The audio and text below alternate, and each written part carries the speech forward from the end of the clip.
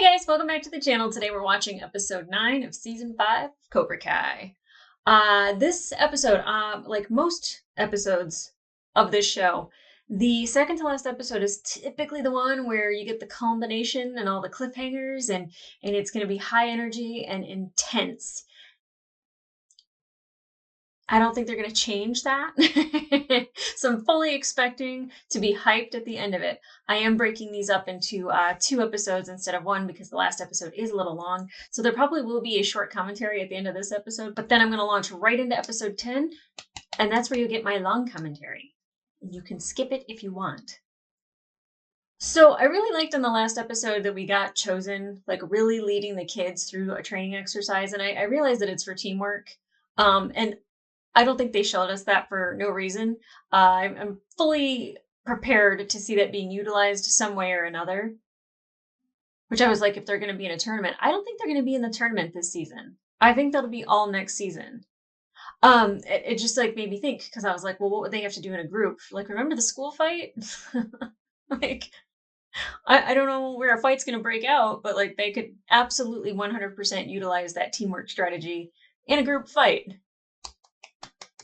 Interesting. I really enjoyed watching Chozen with the kids because he's just a different breed, and it's like he's got the discipline that Daniel has with the Miyagi-Do karate, but he's kind of got the zaniness of Johnny. Like, he's not putting kids in a cement mixer, but like he's definitely scaring the bejesus out of them. I really like what they have done with his character, going from like kind of like this psychotic a-hole. Granted, he was a teenager, but like turning him into like this like there's the scene where he's in the water and he's like laughing at the kids that he just like dumped in the water, and like just seeing him laugh with just his head above water as he's moving was hilarious, and I love that. I love this side of him. Believe me, I love badass Chozen, and I love him when he is like riled up, ready to go, wants to take on Silver immediately. You know, I am gasoline. Like I'm ready for that Chozen. If he comes out, that would be fantastic. And we also got Daniel and Johnny talking to Kreese and sliding that note, which was so anti-Daniel and so much Johnny Lawrence, but I loved that like Daniel finally realized that sometimes he has to play a little dirty. And who better to do that to than John Kreese? Especially because you cannot think in the back of your mind whatsoever that John Kreese is going to do anything different than he already has. Like, he's going to take that lawyer's number. He's going to get out of jail, and he's going to just do whatever he can to bring down Daniel, bring down Terry Silver. Like, it's like he's not going to be like on their side. He's not going to be reformed. He's going to be John Kreese, which John Kreese be John Creason. He is who he is. And he does tell Tori that, you know, he's never going to get out of jail, or he doesn't think that there's anything they can do to get him out. And I remember the fight scene with him and Terry. I don't know if they went to Korea, South Korea. I think it was South Korea in 1980. And they had Kim like behind like some vases, and he winks at her. And I imagine it seemed like he had been there for a while when Terry had come to talk to him about the Sekai Tekai. Did I say that wrong? The Sekai Taikai. I'm an idiot. But when Terry comes to talk to him about it, like, he's still in South Korea, so I feel like he had been there for quite some time. And maybe he had developed this relationship with Kim, and I have a feeling that she can get him out of jail. He can't just ever pay for something that he's done. And granted, he didn't beat up Stingray. So like he doesn't actually deserve to be there, but he does actually have, I do feel like he needs to like have some sort of consequence to being John Kreese. Now, there's also the exercise that Terry Silver and Kim were going over with their dojo, and it was very much every man for themselves and sacrifice a person if you need to, and, you know, this person's a leader and this person's a follower. And my air conditioning just turned on. There's going to be a long pause waiting for this to turn off. Is that going to do it? Back to it. And we see Terry Silver and Kim doing a training exercise at their dojo where it's very much every man for themselves, a very individual type of situation where it's kind of like sacrifice somebody to try to get the win. That is very Cobra Kai. Like the philosophies that like they're teaching are very much the philosophies that belong in those dojos. Where I don't think it necessarily belongs in that dojo, but definitely those senseis. And Tori and Devin, like they kind of have a moment where she's just like, "You totally could have sacrificed me," and Tori says, "What type of leader would I be if I did that?" I feel like that's going to come back. Now, definitely the training that they do to get ready for the Sekai Taikai tournament, or well, just to even be considered, uh, it I loved the montages and I loved that it really showed the differences between the two, even if it was Rocky 4 style, which I'm all here for it. As soon as the schematic on the iPad showed up, I was like, reminds me of Rocky 4. But I really liked that it showed that, like Daniel and Chozen really do a lot of old school karate tricks. And of course, there's Johnny's just out of the box way of thinking, which I actually like really like about Johnny. Like I don't think a lot of it's safe, like jumping from roof to roof, getting churned in a cement mixer. Like it's not safe, but it's very out of the box. And I appreciate people who think that way. I'm not that great at it. So when somebody else does and I kind of get like a little an epiphany or a light bulb moment, like I'm just like, oh yeah. There are other ways to do things. And then you see that like Terry Silver's just throwing money at karate. And it's just like all of these things that they can utilize to make their students maybe better, hopefully better. I don't think being able to kick as hard as you possibly can makes you good at karate. It makes you good at destruction, which again is kind of a Cobra Kai theme. Now, definitely bringing back the whole cheating ref theme. I think it was a little obvious, but I was like, maybe they could legit win. Like, does Terry Silver not believe in his students enough that he just can't let things play out? And I think that like it's his ego, because if one of his students loses, he doesn't look like a good sensei. And really, like the way his kids are in public, like with Kenny and Kyler doing what they did to Anthony, like I would be more embarrassed about that than someone losing. Like it just being a loser and losing are kind of two different things. And I'm very proud of Sam. And like again, I can't scream this from the rooftops enough that Mary's karate is looking tight. Very good. Very proud of her. Like she's come a long way since the first season. Well, I guess the second season. She didn't really do much karate in the first season, but it looked great. And I really found it interesting. And someone pointed this out in the comments that like last time she fought, she didn't have Miguel there to kind of help cheer her on. And it really helped her and her confidence having him there. Not necessarily like, oh, my boyfriend's here, but like I have a support system. Like before, it's like she was just really struggling with herself and she just wanted to do the karate she wanted to do. And she didn't have anyone there to back her up on that. And I think having Miguel there and having that person that's just supportive of you and wants you to do well means everything. Because let's just face it, like if our dads or our senseis say it, it doesn't really matter that much. Like some in the moment, it might matter in the long run, but in the moment, it's like they're just telling me what I need to hear. Like they're just trying to give me words of encouragement. But like when it comes from somebody that you know and trust that deeply, I think that that's a motivating factor. Poor Miguel, poor Sam. I know I say it all the time. I don't care about teenage relationships, but I feel so bad for Miguel because he was really trying to let her go and to just be friends. And he had every right to make out with that girl at the party if he wanted to. But I think Sam finally knew where her head was at, and the octopus was the thing that was like, oh yeah, yep, I really still care about Miguel. Uh, her seeing that, like her reaction like kind of proves that she's still in that headspace for Miguel. And I really, if it doesn't get resolved this season, I'll be okay with it. But either break up and be friends or just be together. I mean, I don't I don't think they're gonna get married and have babies, but he's a good kid. I'd want my daughter to date him. Now I'm very interested to see Kenny in the next couple episodes and into next season because like Kyler really should be the badass, but like he's just annoying and he doesn't win. I don't know why he called himself king. Like protect your king. What? Win. Just win one fight. One fight, Kyler. Just win one. Just one. But Kenny being like kind of the face of Cobra Kai, one makes me really sad because I know that there's a sweet kid in there that just needs a hug. He needs his father, he needs his brother, he needs his sensei, he needs his mentor, he needs his friend. He needs all of those people to like just let go of a lot of the anger that he has. And I think he needs to really talk to Anthony. I think Anthony, like, as much as I didn't like Anthony last season, I feel like, they probably have more in common than they don't. But the silver bullet move, like I said, like that could kill somebody.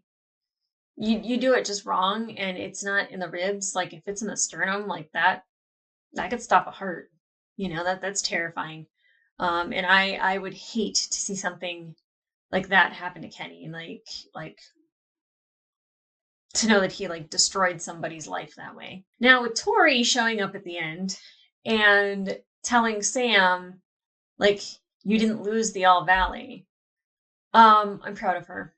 I'm proud of her. I don't know where that whole thing goes in the next 2 episodes, but Tori has like changed so much in my mind. And it started to really change last season from beginning of the season to the end. Like my whole view on her changed, especially by the last episode. And then this whole season, I just want her to be happy. I don't want her to have to do John Kreese's bidding anymore. I want her to have friends. I want her to have a boyfriend or don't have a boyfriend, but I definitely want her to like find her friend group that makes her feel good and makes her happy. And maybe, her and Amanda kind of had a really tender moment last season. And I feel like Tori's mom dying and Devin's mom dying, that, those girls need like a strong person to kind of mentor them a little bit, not be their mom, but, just to kind of have somebody just be like, yeah, I've got your back. And Amanda is always that person. Like she's always had Daniel's back until like she had a mental breakdown over karate and had to like take a day off and she decided to go to Ohio. That's how much she hates karate. In that moment, she's so mad at karate. She's like, I'm going to Ohio. Go blue. Go green. But like I feel like Amanda is a great support system for Sam, and it would be like a person that like Tori could come to for some advice. And I think too, like when Devin had mentioned about sponsorships and possibly going to college, and Tori's like, I never thought about college. I think having somebody in her corner to let her know that she could go to college, I think would be amazing for her. Okay, guys. Penultimate episode. I know everyone says it's not second to last, but normally the second to last one is the banger. So, penultimate.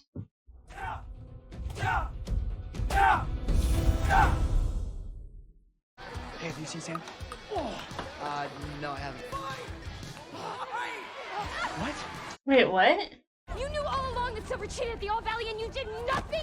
Oh, girl. Oh, God. She's been working with Kreese this whole time. What? Why did you only come forward now? Coward. God, Sam. All right, boys. Clean up. Do you know about any of this? No. Are we gonna find out? Looking at our kid as a human, right? Are we gonna find out if it's a boy or a girl? Holy shit, that was a kick. They don't kick this early. Yeah, my boy's a kicker. It's also too early to know the gender. Damn. Oh, she doesn't know that Miguel and Robbie know. With Robbie, I never went to the appointments. I didn't realize what it'd be like to see how our kid starts out. Oh. He's perfect. Or she. Or she. Oh, thank you. Do you remember where we parked? Punch twice, P2. Sounds good. Oh, God. Mr. Lawrence. You better not do anything to Carmen. Officially not. What you and your partner have accomplished is a joy few get to experience. Who told you about the baby? I Oh. was talking about you and LaRusso in the coveted spot. Apparently, there's lots to celebrate. Johnny. I'm not here to fight. So savor every moment before it's gone. I'm so happy Carmen was there to see that just now. Which means we should counter surveil that son of a bitch. This guy. Or to sell black market kidneys. I really don't think he's coming after us, right? Black market kidneys? I mean, I think we could breathe easy. Then why was he there? Sure, Carmen would love to help me finish an entire bottle of tequila, yeah? In her state, not a good idea. Yes, always good to have clear mind in case of attack. Johnny, are you saying what we think you're saying? Yes. Carmen's pregnant? Oh my god, that's wonderful! Except y'all are old as shit. Please, you gotta let me plan. No. And Johnny, you gotta let me make it up to you, you know. My boy Reggie, he can hook us up with a free limo. Oh god, is it gonna be a club? As much as I'd love to celebrate the guy who punched me in the gut at work, I have a date.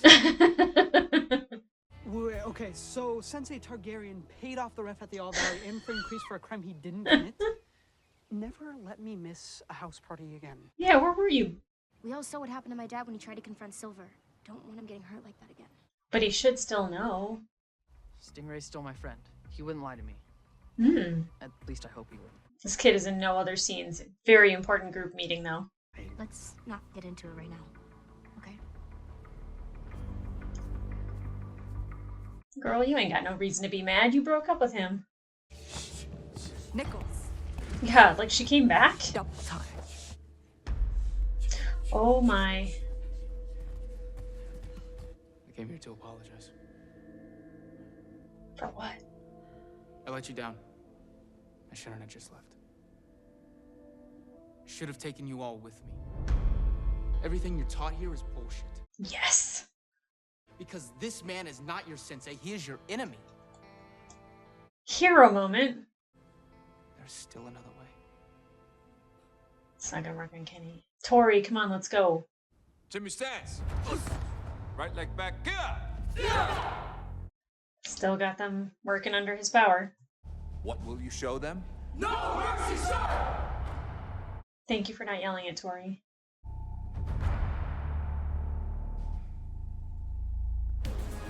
Yikes. Yikes, the fact that Kim saw that. Yikes. Oh god. Reggie's ride or die.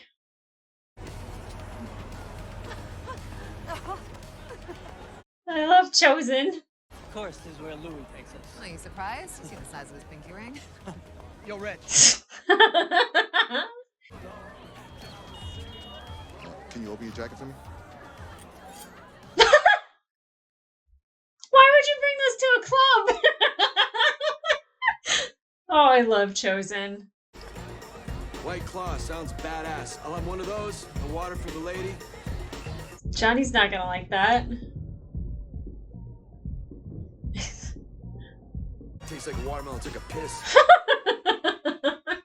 I mean, he's not wrong. For the future. Daddy. Aww. You're in a very precarious position. Take that thing right off. They're playing D&D. Dungeons and Dojos. I love it. I would assume that that's a pizza delivery, but you guys are all gluten intolerant, so... God. I can't stand Stingray. Miyagi Fangs? Oh! Miyagi Fang. Oh, you Admiral Akbar'd me. You coming? Catch you next one. I never thought of Johnny and Chozen being drinking buddies. My whole life was haunted by one stupid kick. The kick wasn't the problem. I had to stop focusing on what was behind. It's good advice. Start looking at what was right in front of me. Oh, I'm so happy for them. Children. You okay, I always Chozen? wanted same thing. Come on, you tell me you don't have some special lady waiting for you back in Okinawa? There is one woman. Would that be Kumiko? I would be so happy for him if that was the case. Except you, Nichols.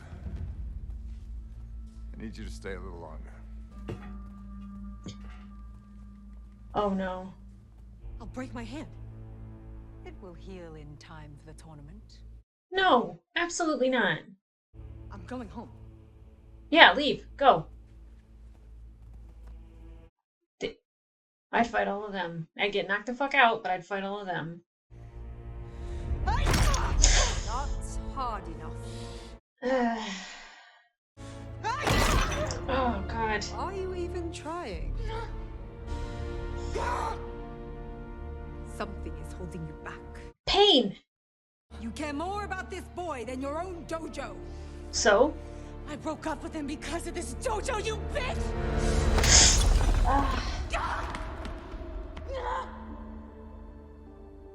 That must have been a hard decision. But you made the right choice. Let's hope you keep making them. I hate them all. I hate them all. I hate them all. My dad went through a lot of pain because of you and Silver. But if I tell you what really happened, you know, he'll find out. I can't. Actually, wait. What happened to the campaign scene, Ray? Oh, smart. Smart. The monk, he made a pact with a silver-haired king who would usurp the leader. The king struck the monk down again and again and again. The dwarven monk was let back into the guild? Yeah, with benefits. Mm-hmm.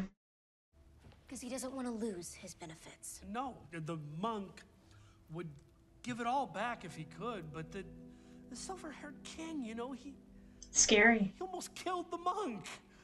The monk just wanted re-entry into the guild because he thought that he could be like a proud and noble warrior, just like you, Hawk, Samantha, all you guys.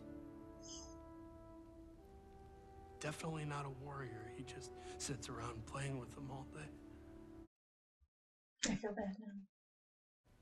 That's great. Thanks for nothing. Oh, Sam. There's a lot that sucks right now, Miguel. I'm sorry. We broke up. You're allowed to do whatever you want. Yep. If I knew that the tournament was rigged, then maybe my dad wouldn't have had to shut down Miyagi-Do, and maybe I wouldn't have thought about quitting, and maybe we wouldn't have... It's all Tori's fault. No, it's not. Now, should she have said it sooner? Yeah, probably, definitely. But the fact of the matter is that she did admit it. Mm-hmm. Yeah, that Kokomo chick lives a million miles away. Wait, you mean Kumiko? Yeah, that's it. You know her? She's an old friend. Oh, yeah? The way Chozen talks about her, he's got it bad. Oh. Oh my God. 6 blocks of ice. 1 strike. That shirt looks familiar. Did he wear that in the movie? I'm sure they don't keep giant slabs of ice on hand, Chozen. What kind of bar is this? We would play in the ruins of King Shiohashi Castle. I would hide and she would always find me. I try to hide from everything. But Kumiko find me again. And her kindness brought me back. Oh God. Does she know how you feel? No. How I treated her. What I did to her. Unforgivable. Look at you and Daniel. She went after you. Maybe now it's your turn to go after her. Thank you, Daniel-san. I would love that. Come on. Let's hit that dance floor. From what I remember, you were once the life of the party in Okinawa. And you have a smoking hot wife. Go dance with her.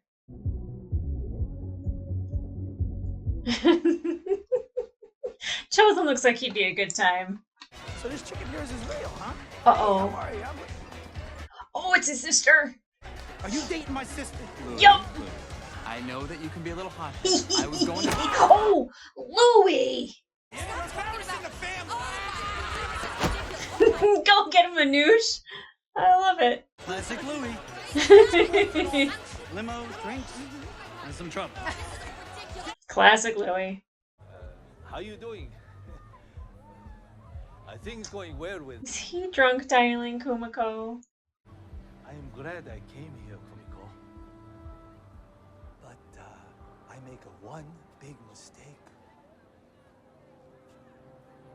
I didn't I bring you should with have me. taken you with me. Okay, bye. Okay, bye. You know, when they bring back a line from a movie, they really know how to get the waterworks going for me. All right, make sure it's an Uber Black, all right? Some of the other ones could be a little sketch. All right. Oh, because he's an Uber expert now. Suckface Reda! Now party! Suck face later. Yeah, now they don't have parental supervision. Yikes. Oh my god. What happened? Don't pretend like you care. If you're having problems with Cobra Kai, I'll be willing to listen. She definitely needs somebody to listen. Oh, I thought her mom had died. Maybe they just talked about funeral costs. He basically admitted it was Silver who assaulted him in the old dojo, but he's too afraid to go to the police. I had no idea he did it with his own hands. Isn't there security footage or something? Well, if it happened at the old dojo, maybe we can. Oh. Oh, I thought they were watching security footage from there. It's from here. Gotcha. Woo. Youth. The one thing money can't buy. Word. Wait, is he sick? Is he dying? Is that why he was in the whole doctor thing? Oh, God. Oh, God. It's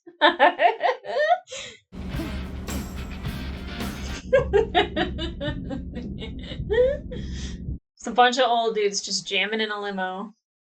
I don't know how this is going to get edited. We almost there. It's taking forever. Yeah, we should have been there by now. Shit. Yo, Lou, you see where the party limo went? Yep. Hey, I think you're going the wrong way. Just don't open the door, Chozen. I already tried that. With all y'all in there, I'm sure you could break a window or, well, it's a limo. I mean, if anything, you guys are just gonna puke. Oh my god, I'm so happy that Carmen wasn't in that car. Okay, I'm gonna start off with like the thing that's filling me with joy the most, and that's Chozen talking about Kumiko.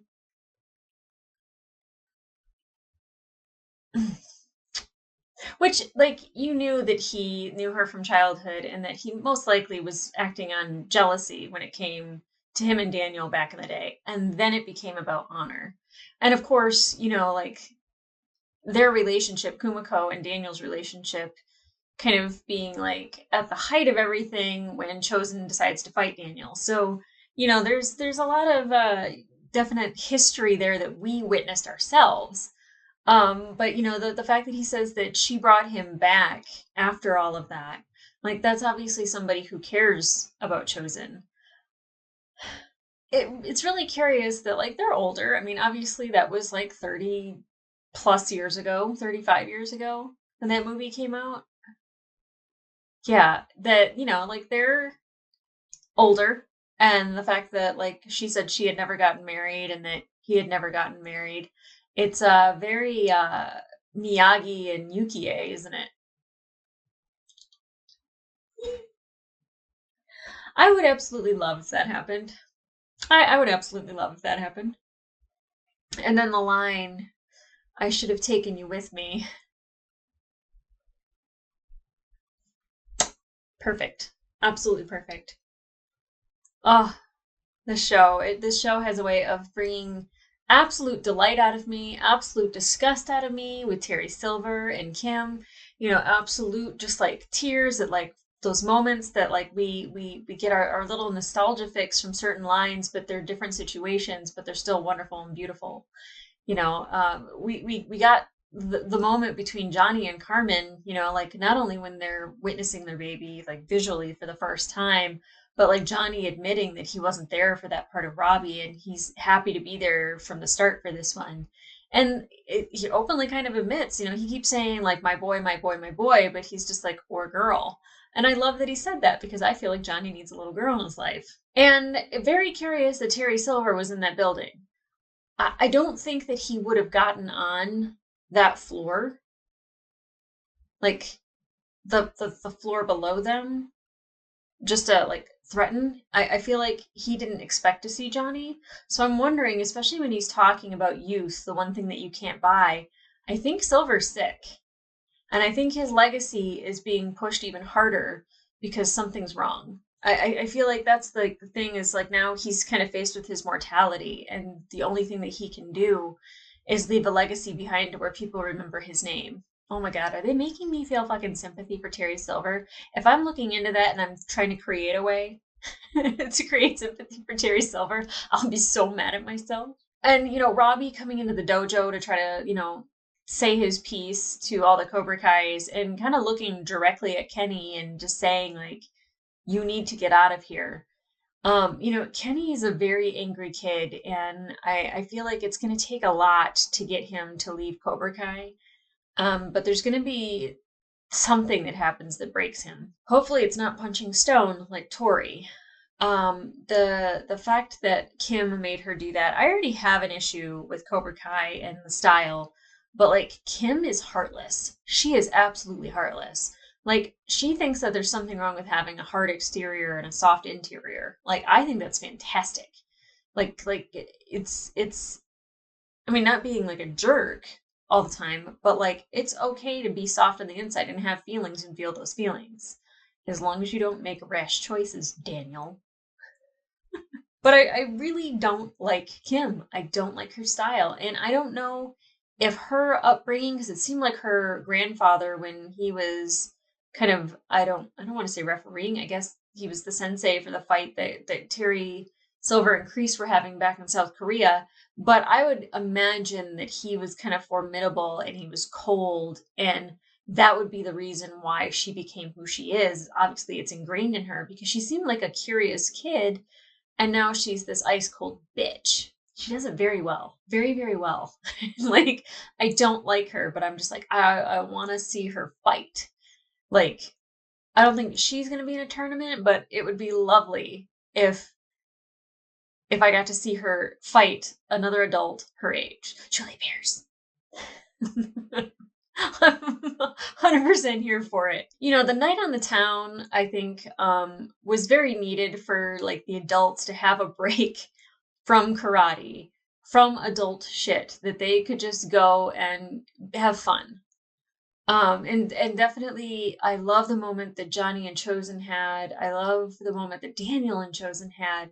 I think that like this trio, this troika of senseis, they all have something to give and it's all a little different. And I love that like all three of these people are so incredibly different, but they are still finding commonality and common ground. Now with Stingray and the whole Dungeons and Dojos telling of how he can't really say that he knows what happened, I think would be great if they got security footage and then he could say he didn't remember. I don't want him to lie. I'd like for him to come clean. But I realized that he's got a lot of fear in him and him actually telling the story the way he did.